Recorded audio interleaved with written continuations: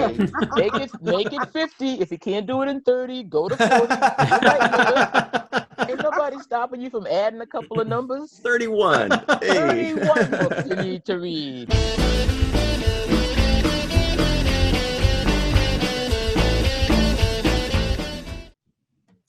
Woke is a new comedy on Hulu. Woke was packed from start to finish with great music. Woke is not pretentious. Woke is a little snippet of my brother's real life. Oh. Hello, everybody, and welcome to Fallingtower's Watch the First podcast, the podcast in which we watch the first episode so that you don't have to. We are joined, what I always forget to say, by the way, we are doing Woke on Hulu, if that wasn't obvious. Episode 1, which is Rhymes with Broke. Superstar comedian musician Michael Kenyon Rosenberg is here as always. Yay! We are also joined by two of the Syfy Sistas, more on that in a moment, Subrina Wood and Tamia Harper. Hey. My name's Ryan T. Husk, and let's talk about... Yay! Oh, thanks. Oh. That's it? All right, whatever. So let's talk about Woke, shall we? All right. So the first thing we do, which is actually my favorite thing, it really is. I think this is my favorite thing, is Michael and I, we've known each other for over 20 years. We were zygotes when we met. Yeah. And we like to predict if the other person liked it or didn't like it or what we thought about it based on our friendship and how well we know each other. Mm-hmm. We also like to extend it over to our superstar guests, such as yourself. So feel free to participate if you'd like. Everybody at home in the live chat right now or in the comments below, make your predictions. Do you think I liked it? Do you think Michael liked it? Tamia, Subrina, what do you think we thought about it? But type it quickly because we're going to answer it within a minute. So my first prediction is, Michael, I think that you liked it. I think you liked it more for what it was trying to do and the promise that it showed than anything else. So I think you are a little higher than average on, the tomato meter or whatever you might have. I think that Tamia, I have a feeling Tamia is kind of a harsh critic. So I think that she has similar feelings to Michael in that she liked it and she likes the promise that it shows and she's optimistic for the future of it. I think that Subrina is like, you guys are dumb. This show is awesome. These are my predictions. You don't have to let me know right away. Michael, what do you think? Yeah, I'm just gonna say everybody liked it. I think it's a show that appeals to all sorts of different people, and so I think there's something for everybody to find something good about it. So easy. Tamia, do you have any predictions? Well, I'll take a stab at it. I'm gonna say that Sabrina liked it for sure. But she is the more critical of the two of us. So. Really? When it comes to movies and film. So we'll see. Ryan, I think you liked it with reservations. And Michael, I'm just going to say you liked it. Because I don't know well. It's tough. You don't know him too well. You just met. What about you, Subrina? Any thoughts? Yes, well, since I know Tamia, we've known each other for a year and a half, but well, we have been in the trenches with these shows. So I'm going to say that Tamia liked it and liked it a lot.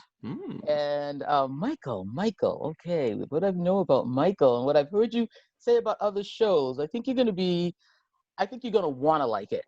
I think you want to like it. And Ryan, I think you like it. Ryan's gonna say this is really cool. We got a positive bunch. I just kind of thought, what would this look like upside down? Moke, I guess. Anyway. Mokey. All right. Eat Coke. So those are our predictions. I hope everybody has tabulated their predictions. If not, you still have about 30 seconds more to tabulate your predictions. As Michael tells us, what the heck is woke about anyway? What is this? So Keith is an African-American cartoonist on the verge of mainstream success when an unexpected incident changes his life. Inspired by the life and art of cartoonist Keith Knight, the series revolves around Keith, a cartoonist living in San Francisco on the cusp of mainstream success when an unexpected incident changes everything. How cool is it that his name is Keith, by the way? I know, right? Well, it's based on a guy named Keith, but it's cool. Yeah, I like that they named him Keith because it reminds me a little bit of weed. Of reef. Yeah. Or also how DC people say TH. Yes. Oh, is it? That's what it is. Yeah. Nice. We don't say there's no Keith, such thing as a TH. Keith, it's dude, always Keith. a F. I laughed every time they said his name. Yeah, me too. So here's the next thing, and this one everybody's going to get a hint as to if their predictions were right. We're going to play a little game called What We Expected versus What We Got. Okay? So Michael, before you watched this first episode of Woke entitled Rhymes with Broke, what did you expect? Well, first of all, I want to say that this is the first show of Fallingtower celebrating Black History Month. So we're just reviewing all Black shows, and that was suggested to us by our good friend and frequent guest, Rico E. Anderson. So shout out to Rico. Rico's like, you better have me on every single episode. Sorry, Rico, you already missed the first one. Sorry, he doesn't even know pal. we're recording this yet. Ooh, I'm telling. He'll know. But I actually recommended the show because I saw the preview of it. And so basically based on the preview, what I expected was just a show about a hallucinating cartoonist. That's kind of what I had known about it just from the preview. Right. I knew that there was some good talent in it. So here's Zameda from Saturday Night Live. I don't know. I can't point right there. She's right behind you. And then Blake Okay. Anderson from the Workaholics. I knew that they were doing it, so that intrigued me all right. So. Team Murph. Murph. Tamia, before you watched the first episode of Woke, what did you expect? I mean, the reason why I said at the top that it's not pretentious is because I really did expect like some millennial pretentiousness. Like the word, I'm just offended like half the audience, right? Sorry. In my day, we called it conscious, like we were just as pretentious and snotty. We called it, like we wanted a conscious man. And I know like my parents and everybody got so tired of hearing that word. They were like, what does that mean? I'm awake, I'm alive, I'm feeling, I'm conscious. What are you talking about? And so I just thought it was going to be kind of a swing and a miss. I thought it was going to be an attempt at something. But I thought it was going to get on my nerves, honestly. I didn't know anything. Stay tuned to find out if it did. I didn't know anything about it except for the name. That's all I knew. Right. Subrina, what did you expect before you watched it?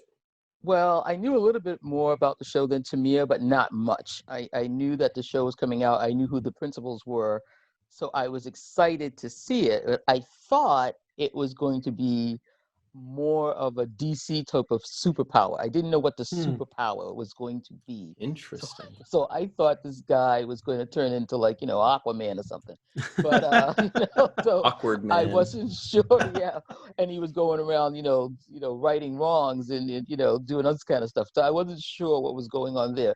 And in my day, we used to call, we wanted a man who was real. You were like conscious woke. We were like, I want a real brother. Is this a brother that can be real? So, we know this word and we're sort of like, oh, here we go. And this word has two different meanings. So that's an interesting thing too. So I'll tell you what I expected. I guess nothing. I think that all I knew about this was the title. I don't think I knew anything about it. I didn't see any previews. I don't really pay attention to what shows are coming out or what's new. So I think that I had not heard of this anywhere other than, people suggesting it or Michael mentioning it. Okay. Beyond that, so I hadn't heard of it. So I had no expectations. Based on the title, I could assume what it's regarding, something real, something conscious, which I just learned. So that's all I expected. I really didn't expect anything. And I love going into stuff completely blind. I don't want to read anything. I don't want to know anything. I don't think I even knew if it was a comedy. Like I just went right in. Yeah. So that's what we expected. But here we go, guys. This is where the roller coaster starts. Okay. Ready, Tamia? Buckle up. Michael, that's what you expected. What did you get? I got a very interesting show about racial profiling with great music and actually really good humor too. I was blown away by the music. I have to go back and like look up the artists because I didn't really recognize any of the songs, but I was like, man, this is great music. I really want to go back and add it all to my Spotify and really check some of these guys out. But I don't think I expected too much of. I didn't think I expected too much of of how good the humor was going to be, but I thought it was really good. I thought it was really appropriate and but I should have known because it's like the whole cast is like packed with super funny people. Sashir Zameda, who is funny on SNL, and Blake Anderson, and then also I think I don't know if I knew this, but JB Smoove plays does the voice of the marker, the spoon. That thing. Oh, he's the marker. Okay, the marker. JB Smoove is the marker. Yeah.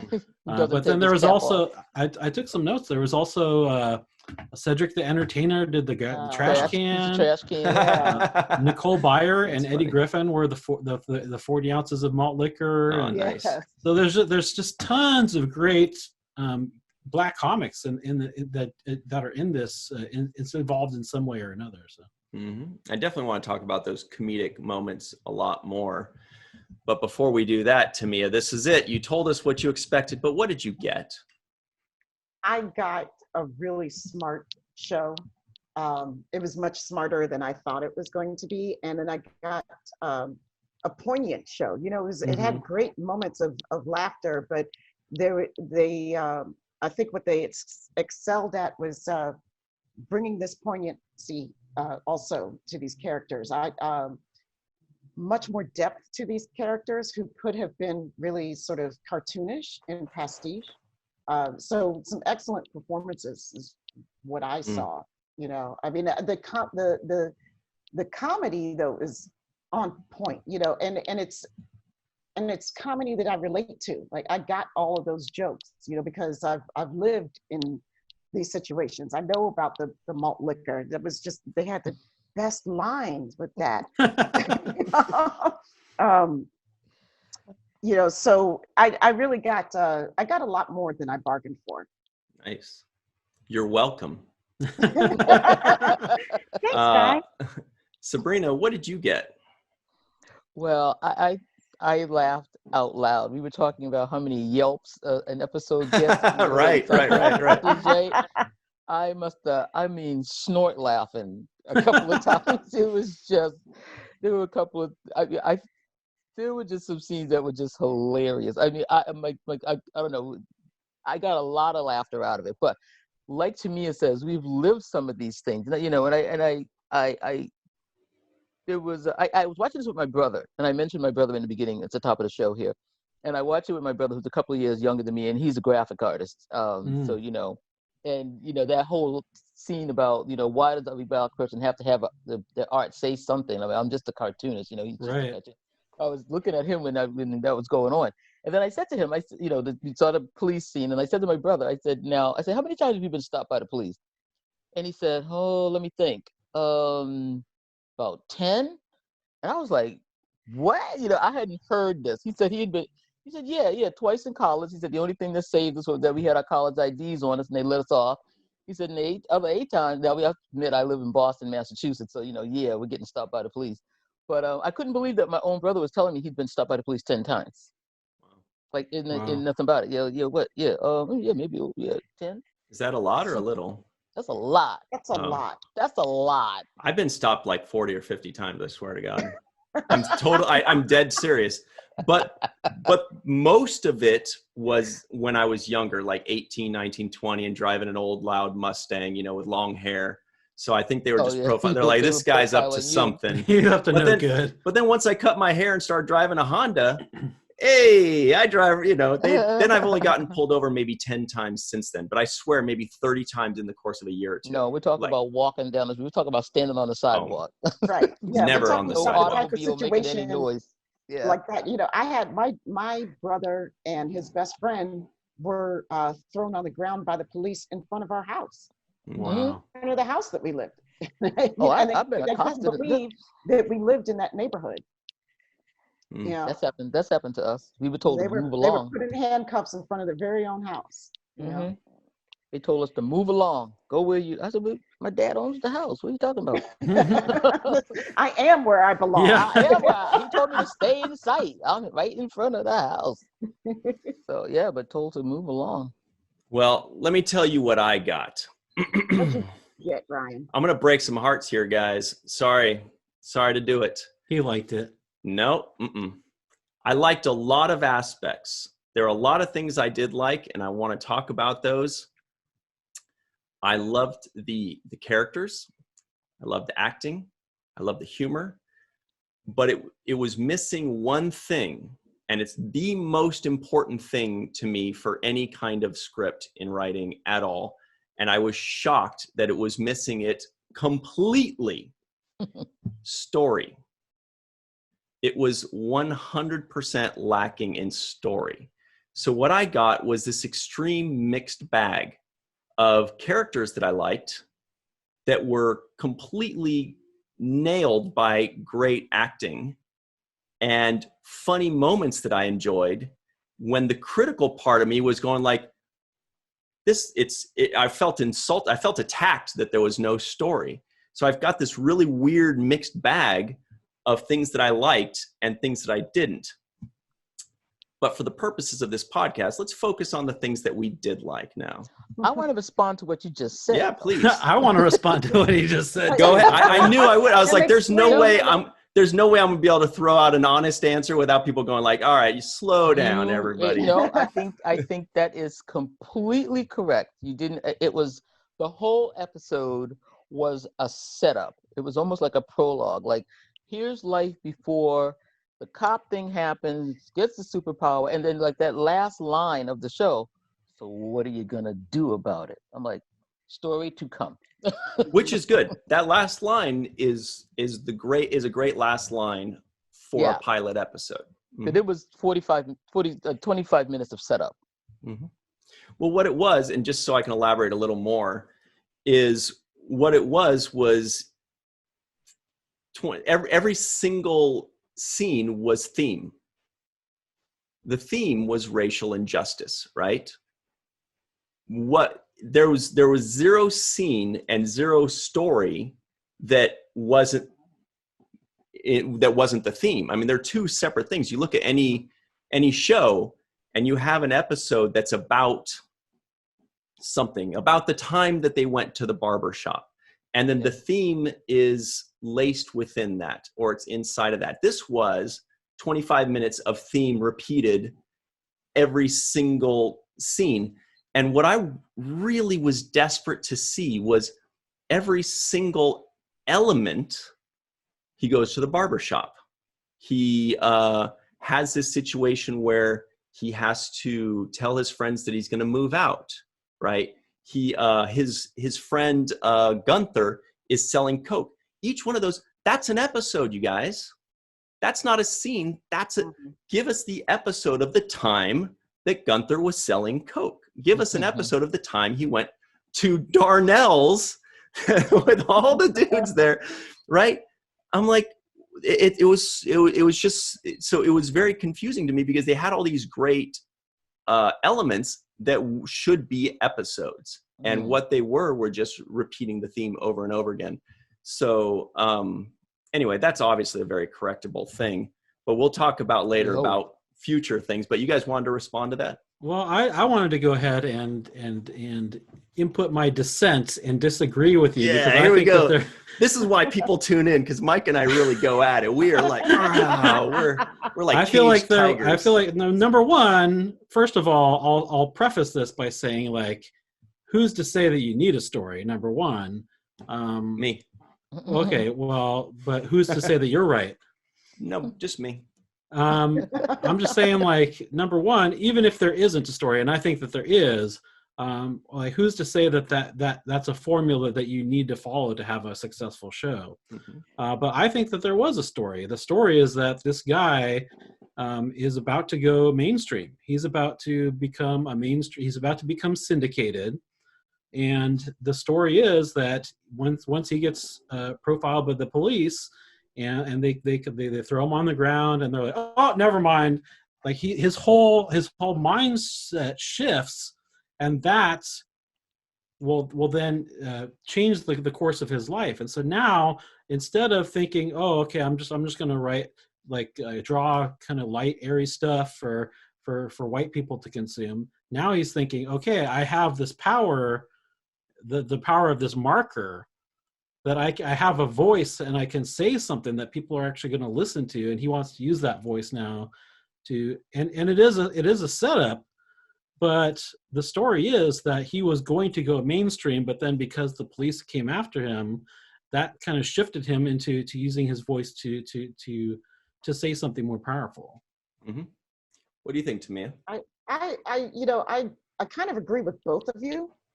I see both points, because the writer in me understands exactly what you're saying, Ryan, that it could have been broke, that each one of those incidents could be and exist in as its own episode, or as its own story in and of itself. And you could watch this whole arc throughout a season of this man getting to this point, getting woke, right? And going to this breakdown.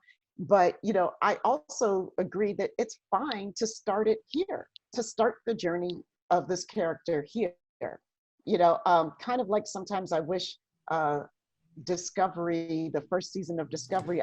Careful. You want people in the comments to yell at us about 2 shows now? Yeah, they can yell at me all day long. We are fighters. Bring it. Bring it on. Come on.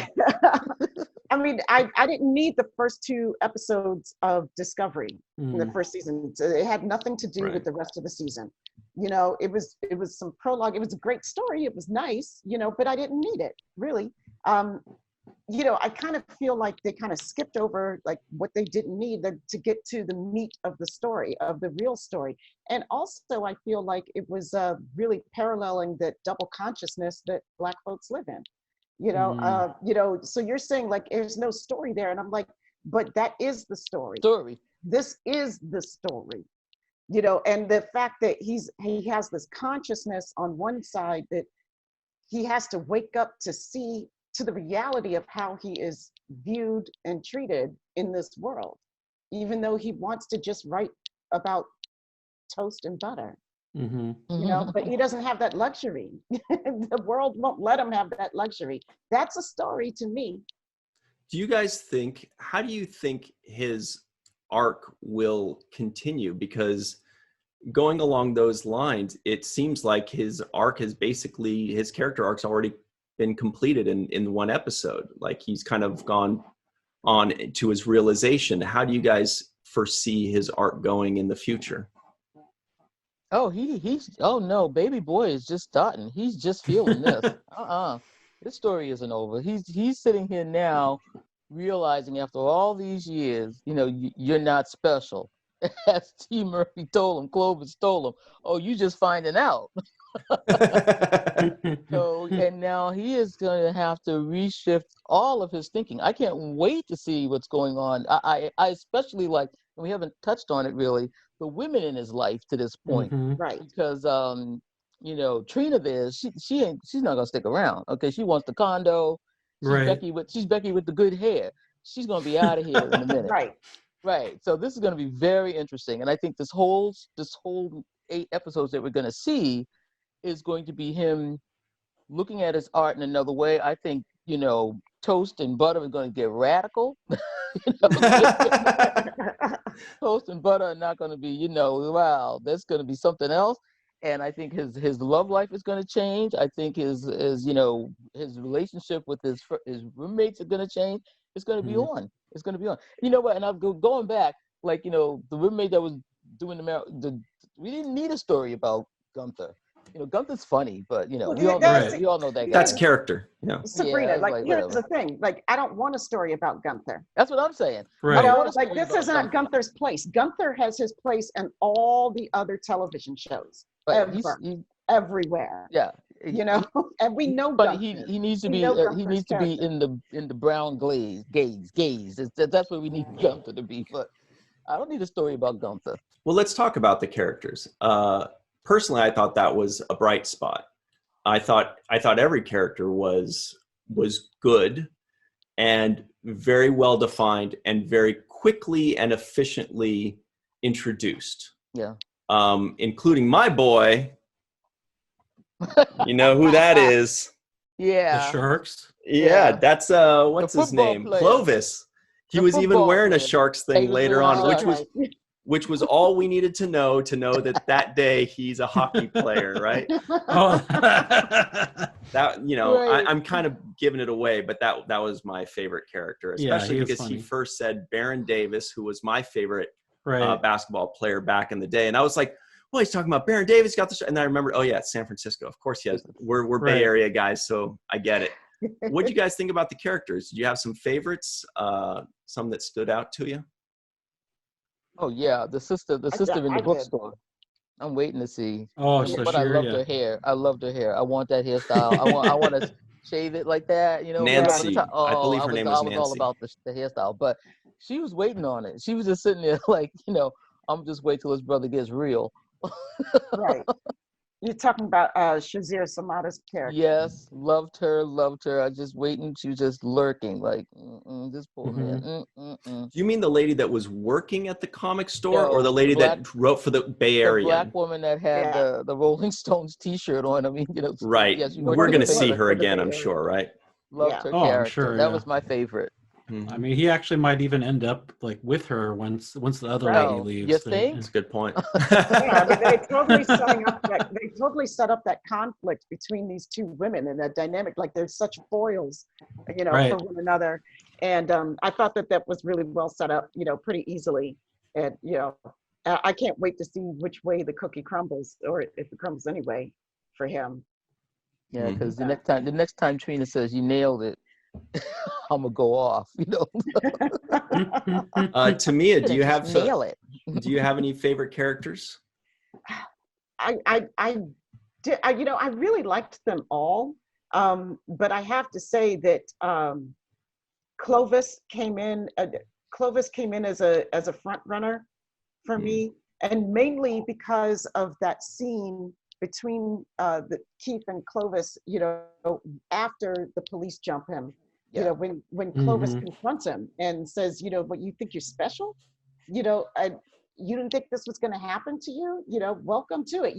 There was so much. That's when I started to get a lot more respect, because I know this guy. I know Clovis. I've dated Clovis, unfortunately. Was it the sneakers? What was it? Was it the sneakers, or did he say you was? You hope that one day that they wake up and stop trying to run game on everybody. So it's nice to see that there actually is some depth there. And what's his name? Gunther's hilarious. I love him as an accent. Because his timing is just brilliant, I think. And I love the scene with him and the cops. I thought that was so well done. Oh man. The dynamic of he's getting in their face. He's like, and then afterwards he's like, I think I might have bruised his wrist. Poking the cop, and cussing at him. And he wasn't thrown on the ground, Right. But honestly, I love the I think Lamorne Morris is wonderful as Keith. He's still my front runner. That's the dude from The New Girl, right? Yes. Yeah. Right. And that's why I kept looking at him going, I know you. I had to look him up. I was like, what about you, Michael? Sorry. No, that's all right. talking about Clovis, I kind of wonder like what he did to like the comic book shop lady that kicked him out. Like, Exactly. you have to wonder what happened before. Happened. Did he try to run his game on her or something like that? And she's like, nope, get out. That's a thought. Yeah, but I think my favorite character is got to be the Marker. Nice, very good. I was wondering. Well, I mean, you got number one, JB Smoove, who's just one of my favorites. He's just hilarious. But what the Marker represents, really, I mean, that's how he can make his mark, literally. Like, that's such a powerful thing. That this is his tool. This is his power right here. Power. This is his, Yeah. Well, no, for me, it was definitely It was Clovis. I thought that I don't know any of these guys' names, but the guy that played in The New Girl, who plays the lead, Keith Knight. And I haven't seen The New Girl, but obviously we recognize the dude. It's the guy from The New Girl. We get it. I thought he was great. I thought he was the perfect choice. I thought the character itself was kind of a weak main character because everything's happening to him rather than him causing the plot to move forward. All of the plot it's kind of like a passive character. But obviously in serialized, this is kind of serialized comedy, so that's not a huge knock because that can very well change, and it's not, it's not throughout the entire series, I'm assuming. But he was great. And there was not one character that I thought was not good, and there was not one actor that I thought was not good. I thought every one of them. And I thought that, like, when you're pitching something like this and you are describing the characters, each one of these characters you could describe in one sentence and everybody goes, I got it. Yep, I get it. For example, let's just say Clovis. Clovis is his best friend who pretends like he's a different sports star every day to get a new girl. And they're like, got it, right? You guys, Tamia, you're like, I dated that guy, right? We get it right away. So each one of these characters was so very easily and clearly defined efficiently and immediately. So I thought that was definitely a highlight. Probably the best part of the show was the characters and the actors. So I did a little bit of reading on the Keith Knight, who is the comic artist that this show is based on, and he co-created this show and helped bring it to life. And from what I read, he spent years trying to get this show made. And so, like, after he gets the show made, everyone's like, "Oh, this is so relevant right now. Everything that's happening." He's like, "It was always relevant." He's like, "I've been like drawing cartoons about this stuff for like 20 years." So, a long time. What was his show? He was a political cartoonist for newspapers, and I mean, what was it called? It wasn't like Night. It's called Night. He's got a couple different ones. Yeah, he has a couple of different ones. But interesting. But what were the it was the K Chronicles and Nightlife. Right, got it. What were the moments that made you guys laugh the most? Tamia, you're already laughing, so hit us up. It was the malt liquor. Yes. The malt liquor yes. and trash can, my two favorite moments, but really the malt liquor. I mean, every line of that dialogue was hilarious and delivered perfectly. I mean, I go great with menthols and poverty and PTSD. Come on. Oh, God. And even the way the bottle changed, like when you looked at it, and then when the bottle changed and it had the little chain around it. Oh, yeah. This is so wrong. It said the dude was Black Label, it said, right? Black like Label, that's like that's a slightly better one or whatever of the malt liquor. Yeah. Man, the dude goes in there, he's like, hello, is anybody in here? All whispering. Yeah, no. Billy D. Williams will agree with you on that. So. Colt 45. Billy D. Colt 45. Malt liquor makes Black people impervious to bullets. Impervious to bullets. Yeah, man. The malt liquor, that was probably my favorite moment, just because Michael, I'm sure the same for you. It just reminds me of Cover your ears, everybody. It reminds me of high school, right? Yeah. Like, I mean, when I Yeah. saw, you know, it had Old E, and what was the other one that it had? It had Old Colt E. 45. Colt 45, right? And then you automatically start going like, I just wanted the camera to like pan left or right so we could see Mickey's, we could see Mickey's, Steel Right. Reserve, Red Wolf, Bulldog, or all of the ones, you know, like. But no, we just got you to were see in those. there for a minute, Ryan. Come on, 40s, right? Yeah, we used to pound 40s. I mean, we had our favorites. Don't give me this Budweiser 40. Anyway, that was definitely the best. One thing, one I wouldn't say it was my favorite, but one thing that I thought was hilarious was like when he goes into Darnell's and it's just a bunch of hipsters. Oh my god! Like getting their hipster beard trims and like. Oh, and when he said they serve complimentary Hennessy. Yes. I was like, I'm listening. Can I tell you all, I live just a few blocks down from a regentrified barbershop. I lived in that neighborhood. Okay. I lived by that place. And it's all these hipsters with their beards now, you know, and it used to be this barbershop, you know, that was owned, you know, for like 30 years or something. So it's still like on the outside looks like the original barbershop. And then you go and you're like, wow. Cultural appropriation much? Anyone? Right.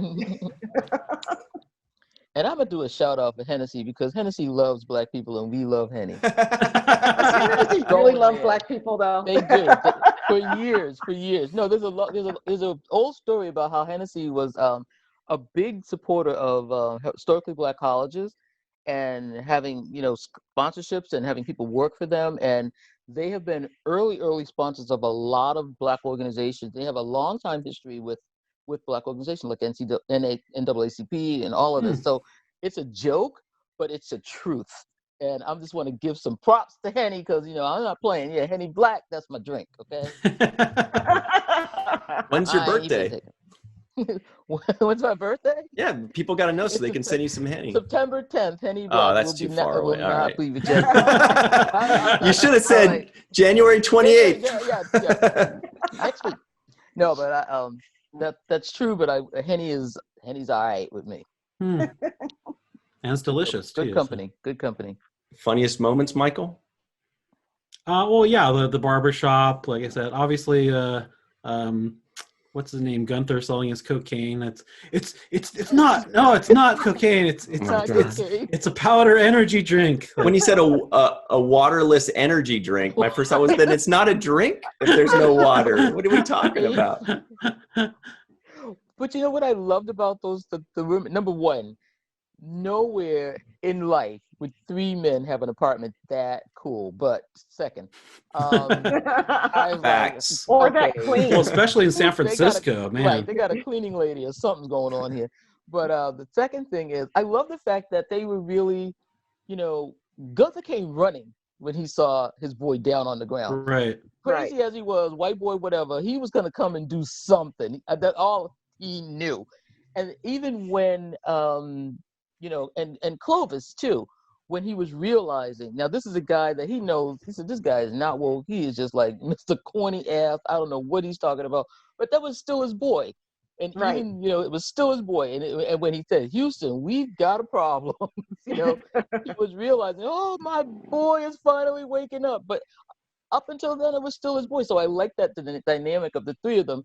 They know all these things about each other, but they still really are into each other and they're there for each other anyway, despite whatever. So I want to see how, because he was saying like, well, I got to tell him I'm moving. That was a big deal for him. Mm-hmm. Well, they all showed up for the convention that he was speaking at the end too. Like everybody showed up for him. Yeah. Mm-hmm. I like that little. I do want to give one shout out to the moment that made me laugh the most, even though I don't even know if it was really all that funny, but I just, a good actor and good delivery will make something funny was when Clovis threw the wallet. When he just, I rewound that 3 times just to watch. I don't know what it was. I don't know if it was the body language or just the action, but it killed me. Did anybody else think that when you first saw it, that moment was going to be the conflict of the story? Yes. I thought that too. I thought he was going to try to turn that wallet and get arrested. Yeah. Or I yeah. thought that they were going to get caught out there touching that white woman's wallet. Right. Right. They're And going to then they were find going their to be fingerprints assumed on that it. they stole it. Right. Right. Yeah. Which I kind of thought that same thing. So I brings kind me of back to my appreciated first that point, wasn't. that every scene had the opportunity to be the story of the episode, and none of them were. But that was also a little foreshadowing, though, too. Well, And then and he it met also, the guy afterwards, the mugger, and then the Right, mugger gives yeah. him a hug. He's like, "All right, man." He's like patting him Like, down, why see are if you he's got patting anything me else. down? Right. Right, but that's another story that you could find something and you're not going to turn it in. That's a very real thing that Hmm. he was looking at him like, are you nuts? You know what's going to happen to us if we turn this in? And Right. that's true. Yeah, I was Right. always told to just, what is it? You put the driver's Put it in license the mailbox. and put in the mailbox, because, who knows? Maybe somebody took the money from it and then left the wallet, and then you return it and they think, hey, there was money in here. So I was always taught, just put it in the mailbox and don't touch it. Don't try to do anything. Mm. But the funniest moment for me was when he went in to do the right thing. He just went Spike Lee. Picked up that trash can. I love it because it's Cedric was the so Entertainer's brilliant. voice, like, you know what to do. I was just like, what do I do? You know what to do. You know what to do. The right thing. And he I didn't said, do "Oh, anything. please." I He was just sitting there, bounced right "Please, off. Throw it, Bounced throw it, off. throw the can, throw the can. Mm. That made me laugh. Yeah, I like the runoff, Michael. It was good. He just Yeah. skedaddled with his little Now, messenger bag. Sabrina and Tamia, can you verify this for me? When they said there are no black people in the antique show, and he said that's because black people like new things. I thought it was funny, but then I realized, well, let's fact check this. Is this true? As the two black people, the sole representatives for all black people everywhere. We are with this heavy weight on us now. Speak for millions. I'm going to say there was a black person on Antiques Roadshow. Oh. There's been several, because this black girl watches Antiques Roadshow. But I thought And so does this one. And Ryan, you will be very happy to hear that I'm actually writing a whole screenplay based on something that happened on Antique Roadshow. So No way. I've never seen any of these antique shows. So was it about a Native American spoon? I love those shows. a sodomized Native American spoon. That was another funny scene. That was That was hilarious. funny. Yeah. But God. I love how he called it this. What did he call it? The Festival of Cultural Appropriation, it was brilliant, And I was like, I'll never watch Antiques Roadshow the same way again. But I happen to know that. So there was one guy who was on, and they were showing him quite a bit, and he dealt in black memorabilia, and his segments were wonderful because you got so much history that you would never get on the Antiques Roadshow. And he had to, and I know he had to fight to get his segments aired, I bet. and so he's no longer with them, and he's doing his own thing. And I've only seen like a couple of black appraisers on Antiques Roadshow, and very seldomly do you see black folks getting on camera with their antiques who come to Antiques Roadshow. There are more out there, but they're not being represented, but as culturally, like, yeah, we kind of do like new things. We kind of do. And that's okay, right? Yeah. It is okay. Mike, have you seen Antique Roadshow? Oh yeah, I've passed by it while flipping through the channels, and I don't know anything about it. Oh, you don't? I don't know anything about anything. Ryan. I just know sports and music. That's it. Ryan. Yeah. Star Trek. Well, I don't know anything about sports, so he takes care of that for me. Oh, I just love it when some dusty old desk is worth like $30,000. I know. What? I have a dusty old desk. Yours is not worth Yeah, $30,000. and the thing is like worth $30,000. You're like, what in the world? But the sodomized spoon was brilliant. Oh man, that was brilliant. And can we have a shout out for Brandy Alexander in that scene there too, please? Thank you, from NCIS or whatever city it was. She did the spoon or something? She was the girlfriend that came in with the girlfriend. Clovis. Yeah. Hey Brandy, saw you, girl. You looking good. She's definitely watching this. Brandy, if you're watching this, you look good, girl. Brandy Alexander, you said? Brandy Alexander. Yeah, that was the girl. Really beautiful. I just kept staring at her the whole time. I was like, I didn't know who she was. I'm sorry, Brandy. But I was just like, wow, she's stunning. Like, I can't stop looking at her. Oh, I was watching with my brother, who was very clear to tell me who that was. Brandy Alexander. Well, here's a fun thing. We're about to change the channel and talk about the Syfy Sistas for just a moment here. Subrina Wood, Tamia Harper, you are just two of the Syfy Sistas, right? Correct. Can you tell us a bit more? How did this idea come about? When did this start? Was it just kind of like a fun joke that you used to say, and then it just kind of grew bigger? Like Michael and I used to say, oh, we should start a group called Star Trek for Cool People. And then we just kind of said it more and more. And then Michael wrote a song about it. And anyway, It kind of grew from there. Yeah. What was the genesis of the Syfy Sistas? Oh, you want to take it, Tamia? Because I was going to knock it over to you, but okay, I'll tell you the condensed version. So online, Fran and Subrina. So the other Syfy sisters include Fran Taylor, who is an OG Trek fan, and along with Subrina. And we just recently added Yvette Blackman-Tom, who is like superstar Trek fan of We love Yvette. And J.D. Keeling, who's another superstar fangirl who also does like cooks recipes from Trek, different Trek recipes. She's amazing. So we add, and she's our millennial in the group. So we've got a wide representation of ages. So we went to Awesome Con in 2018. Sabrina and Fran had been each other's support online in different Trek groups. And, every time you bring up something relating to the fact that, somebody is Black or this has cultural significance and Trek, and there was this huge population of people who were like, don't bring politics into my Trek. I just want to watch Star Trek. I don't want to think.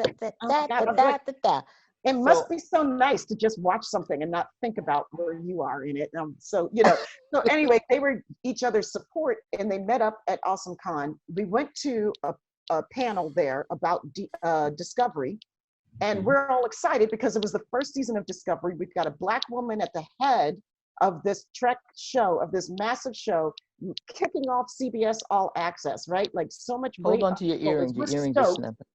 We're stoked. And then next thing you know, they don't talk about her. And they went all around. I mean, we were raising our hands because we wanted to talk about Michael. It was like me and Fran were there. Fran came. We were there.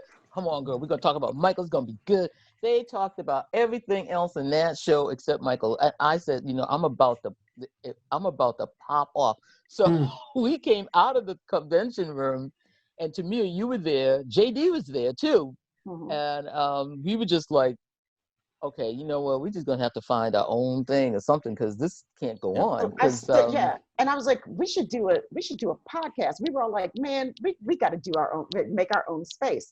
And I said, we should do a podcast. And Sabrina and Fran looked at each other and go, we've been working on this. We've been thinking about this. We'd already started it. And that's how that's believe it or not, that's actually a condensed version of the story. Sorry. Yeah. So it came from angst and like, that's usually the best motivator is when you say there's something missing. Well, maybe I should do it then. Right. Yeah, exactly. We just wanted to, we just hear, why is Michael so smart? Why is she the Justice Warrior, social justice warrior? Why is she crying all the time? It's like, because she can, because she's a star, because I like it. That's why. It was just so tired of defending. defending somebody or defending myself or the way that my fandom is, so we decided to just make our own space. And I think that that's something really valuable for anybody out there who's listening and not seeing themselves represented or not seeing your opinions, your thoughts, your experiences validated by people. Stop trying to get them to agree with you. Stop trying, just forget about them. Go do your own thing. Like we just made Syfy. So we made a space for ourselves in a community on Facebook even before we got a podcast going. And now we have a lovely family on the Syfy Sistas Mothership on Facebook and a book club that's fantastic. And it's a really supportive community. It's extremely diverse. We have a ton of different people who are passengers on the mothership who understand that this is a forum for the highlighting, expression, talking about creation by Black folks, for Black folks, and other people of color and Indigenous folks. We are the stars of this show in this space.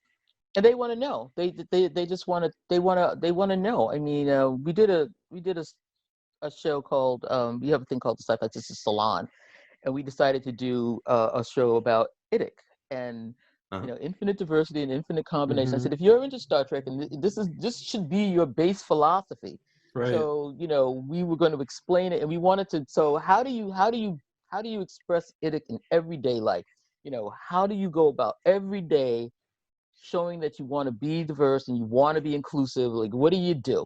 And so we had this really deep conversation with a bunch of different people about the lines and the division and how you could overcome it, and things that happen at work, things that happen with your families, and it was people really appreciated it, and I really appreciated hearing other people's impressions about how they felt about what they see in some of the group things going on, to some of the language.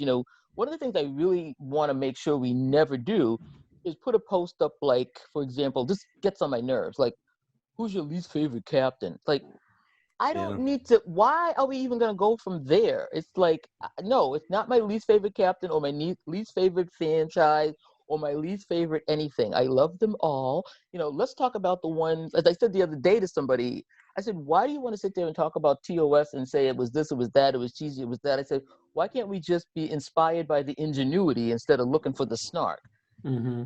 I don't understand. It was a very, it is what it is. It's 55 years old. I mean, like, let it go. Right. But and I think it's important to note too that what differentiates us from a lot of other fan groups out there is that we don't focus on just one fandom.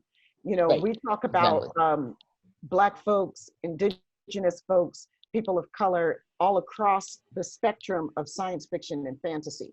And that's what we really, because we are involved in all these aspects, and it's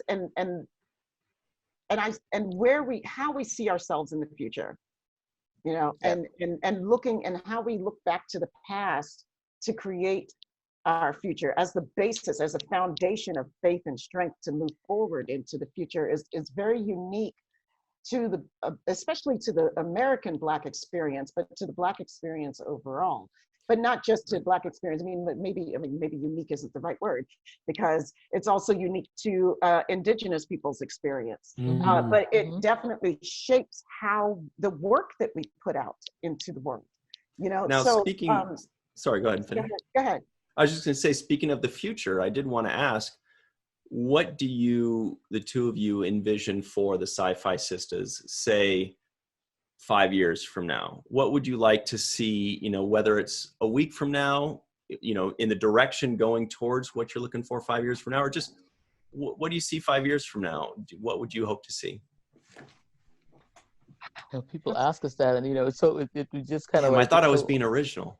And that's a great question, because we're so far beyond where we thought we might be when we first started already, in a really relatively short amount of time. That the planning for the future is to keep saying yes. Yes, we want to participate. Yes, we want to expand with our book club. The podcast is going. Maybe one day we'll be on YouTube like you guys. When we get all grown up. You should just get started now. You're grown up. Yeah. we're just looking forward to participating in as many different panels and discussions and fostering. I really see us being a place of fostering talent Right. and Exactly. community. So I really see us being, I'd like to use us to be as a springboard for artists and authors to really get their work out, and other podcasters, that's what I would like to be. Connect I've them seen up, some other people introduce have a them. big podcast network. I can see us having our own network. I can see us having, art shows. I mean, these are things that we're already talking about in discussion. Anything that moves the needle forward on Black creativity and Afrofuturism, and seeing ourselves and making it known about our presence in the future, like making it very normalized that when you think of the future, you see brown people there. That's our goal. Right. Sabrina? Sounds exciting. Well, I think one of the things, like Tamia was saying, I really think that I would love to be able to be at the position that we could promote things or produce things and say, all right, this person is really hot. I love this book. Let's get this out there and just make sure that everyone knows about it. For example, I really would like everyone to be familiar with, instead of Black science fiction, it's science fiction. You should know these authors just like I know Ray Bradbury. You need to know Octavia Butler, and don't tell me about the one book she wrote. Can you name the second book? So or any, like, can any you book. name the books that she actually did hard sci-fi with? Yeah, so there was just a list that came out this morning, and I blew a gasket on this because it said, oh, here are the 30 books that you need to read to be called well read, and it just put out by Inc. I magazine. bet I've read 0 of them. I've read a lot of them, but there was not one Black American author on the entire list at all, not one. And so my friends, they said, no, Toni Morrison. I said, no. Octavia Butler, nope. Nobody. Maya Angelou, nope. Nope. Ralph Ellison, nope. James Baldwin, nope. No, I lost my mind. I canceled my subscription to the thing. I said, unsubscribe me, because if this is what you're telling me is well read, I got to go. But so it is just that kind of thing. And I don't think it comes from a place of, I'm not putting any Black people on there. It comes from a place of they don't know. Right. I don't know, though. You know what? I don't know. If you don't know Toni Morrison, you're sitting there writing an article about what's well read, you need to stop. Right. Period. I'm gonna take it back. No, I'm not giving it to her. No, that list is wrong. That's a one-way ticket to unsubscribe. Hey, make it 50. If you can't do it in 30, go to 40.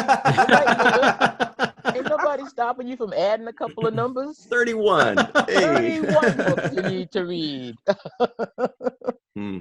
so that's everybody, that we want to stop. Everybody at home, note the spelling, Syfy, Sistas. I wasn't just saying that because I'm from Boston. It ends with an AS, not an ERS, but we will include all their information in the description box below, so you don't have to worry about exactly how to spell things. It's all there. You get it. It's fun. And may I just say, you see how much fun they are to talk to? They're always like that. This is not just for this show. They're great. Check out their podcast. Check out their group. They're really good fun. Support. Be a part of it. It's a nice community. We love them.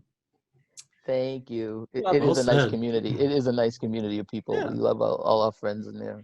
They're all friends. So now, speaking of all friends, it is time. This is where Michael and I make everybody think, are we sure they're friends? They seem to not like each other. This is the final segment of the show that we call the bottom line. The bottom line. And that's it. That's what we call it. I don't know why everybody's making a big deal, right? It's because Mike likes to do this joke where he says it's the terrible twos, but it's not the terrible twos. It's the Ryan likes to do this joke where he pretends that I came up with something that he came up with that I hate and tries to pin it on me.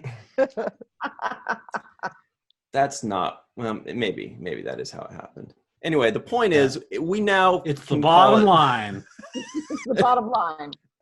The bottom line is Okay, you're talking to me as a CPA. I'm into this. Give me the All right. bottom line. Right, you're the pro at this. So Yeah. what it is, it's the final two questions. It's really the two most important questions of the show. It's the bottom line. Let's just call it what it is. So wait, it's also the terrible twos. Yeah, it's So- just the bottom line. Yeah. The point is this. Question number 1 is, on a scale of 1 to 10, this is it. It's stressful time. We're going to put you on the hot seat. Michael Kenyon Rosenberg, what would you rate just this first episode of Woke, entitled Rhymes with Broke? Well, I liked it. I like the music. I love the music. I love the comedy. The acting was all superb. The message was poignant, as pointed out earlier. And I think I can't give it anything less than 8.9. Wow. Whoa. I wish you were my English teacher. And alive. Well, Tamia, scale of 1 to 10, what would you give this first episode of Woke? So difficult. I feel like I It feel is. some pressure right now. Let it go. Let it Say the go. right thing. Say the right thing. Oh, who cares? People are already going to write me for the things I said previously. So Don't let a number stop you now. I'm going to go. I was actually, my heart of hearts, I was going to go 8.5. Only because I knew it was a setup. You know, I know it's a setup. Mhm. I just waited because it's not the complete story yet, but I think it's a really fantastic jumping off point. You know, and I loved watching his journey, you know, abbreviated though it was, to his breakdown point, you know, to his snapping place. So 8.5. High marks so far. Sabrina, scale of 1 to 10, what would you give this first episode? I'm a kind of a harsh. Let's let Oh. the minus points from 10. Like, okay, you know, like, okay, that's how I kind of do it. Like, did I say like, oh my God, I'm telling all my friends about it? Yeah, I kind of did. I did tell other people about it. Did I want to see this? Oh, I'm not gonna. Good, very good, very good. Stay tuned. That's a tease. I came in here with like a 7. I did. I came in with a 7. I thought it was funny. I thought it was great. I liked it. I really liked that they had they made San Francisco look great. All you ever hear about San Francisco right now is that everybody's leaving and there's so many people and it's hard to live there and it's and it's homeless in the streets. But they made San Francisco look like the San Francisco that I loved when I went on my honeymoon there. It's a beautiful city. That's why everybody's there. But it you know, a 7 because it wasn't the funniest thing I ever saw. There were moments that were really funny. I can't wait to I can't wait to see what you're gonna say, Ryan. I can't wait to see what you're gonna give it, Ryan. Well, I am going to second that about San Francisco. Michael and I do love San Francisco because we're from the Bay Area and it's a nice place. I am afraid to go there nowadays because I do know that it's getting a little messier. But it's nice. Yeah. It's nice that they showed it in a positive light, and it's nice to see it and go like, oh, that's our city by the bay. Well, I cannot do a Perry impression to start singing to you. I would have, but my throat's my voice is leaving me today. Otherwise, I'd give it a shot. And so you're welcome for not the doing lights go down in the city. All right, there we go. So, look, guys, if anybody's sensitive, turn your ears away right now because I'm about to rip into this thing. Okay, here we go. Like I said, it did very well. It did well or very well in all of the elements except for what I find to be the most important element. So I've actually been trying to talk myself up because my initial feeling was like I was almost like upset. Like I'm like, dude, you have to give me a story, give me something. Write this thing well, damn it. Because I kind of have high hopes when with a name like this and a cast like this, you kind of like, you're rooting for it. You want it to do well. You want it to win awards. You want people to be forced to watch it, you know? So I was able to talk myself up to a 5, and I'm just telling you, like, and for the first time ever, I have allowed you guys to talk me up to a 5.5. I've never had people actually sway my decision to go up, but I feel like I should. Over to our side. Right. I mean, also because I'm butter, she's toast. I'm reminded of when we I'm the marker. When we did what was the show? Be Positive, right? Yeah. We really wanted Be Positive to be good because of the message, because Michael here suffers from kidney disease in a major way. And it is a very life-threatening kind of situation. This was a sitcom that's bringing that to light. And so we really need this to be seen, and it's important. And the show was not well written. Mike hated it even more, which was even more of a travesty, because this is like aimed directly at him, and he gave it a 2. It was pretty. I gave it a 4. It was terrible, yeah. Anyway, the point is, so we are rooting for these shows. So anyway, 5.5. Final answer. Okay. Wow. Now, but here's the real question. None of that really matters. What does matter is, for the purposes of this podcast, we had to watch the first episode of Woke. I forced you guys to watch it. Now that the podcast is over and you are free to move about the internet, would you watch the second episode, Michael? Yes, I definitely would. I'm very interested to see where the story's going, and I am very interested to hear some more of this terrific music. So, really like that music. Mike's an excellent musician, by the way, guys. Oh, really? Well, the music was great. good. The music was good. I agree with you. That music was slamming. It was like Nice. everything. Every song that comes on, I was just like, yeah, man. Yeah. Come on, I was like, this is interesting. It's different. You know, I heard some good lyrics going in there. Yeah. Yep. They were doing Lovely Day, and then bam, the cops. Right. It was like, oh. Lovely Day was the perfect song right there. Yeah. Tamia, would you watch the second? Oh yeah, in a heartbeat. I mean, I actually almost did watch the second. I was like, oh no, I gotta go. It's time to. Okay, yeah. So no, I would watch the second. I really can't wait to see what happens with his character. I agree. I love how you pointed out that he was a very passive character in the beginning, and so I'm looking forward to seeing that growth.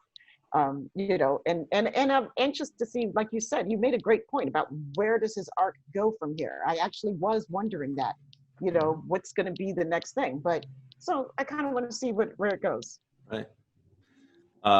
What about you, Subrina? You are the harsher critic. You guys were right. Subrina is the harsher critic. I guessed wrong there. I gave it a 7. I know, a 7. I reserve my 8s, 9s, and 10s. I really do. So I gave it to 7, and it was all I could do to not watch the second one, because I said Nice. I'll be confused as to what we're talking about if I watch the second one. But I'll tell you right now, I'm about to come off of this thing, pull these earphones off, and binge that baby. That's what I want to know. How will I know? So I told you my voice isn't there. I'll blame it on that. Okay. Well, you'll have to tell me how it is. Okay. I am very interested to know how it goes. I will not be interested watching enough to watch it. Yeah, I am actually very interested. I will not watch the second episode, but I will be interested to find out if it does get better, or what I would consider better, and then I could pick it up, because I'm not opposed to watching it, because I already like the characters, and that's pretty much, to me, the most important thing when watching a comedy is, are the characters good? And the characters are good. The actors are good. So I'm not opposed to watching the second. I'm just not planning on it. But I want to give the one caveat, which is, don't listen to me. I want everybody to go out and watch the second episode. I want to encourage people to watch it. So that they can tell him what happens. Yes, or they can tell me I'm wrong. They could be like, look, I understood your points, but trust me, you'll like it. And I'll be like, all right, I'll watch it.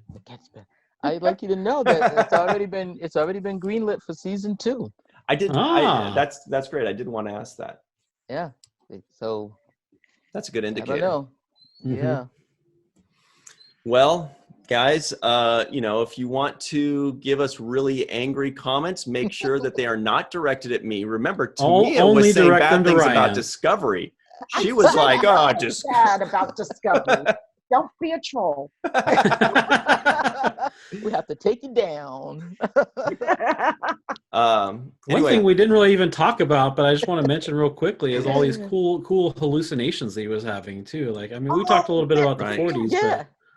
That was so brilliant, the way that was seen, that the whole after the cops accosted him, how they did it. Oh man, I loved that. so go watch it if even just to see all the cool hallucinations and Right. but mostly the music and the message and everything cool about the show that Ryan doesn't like.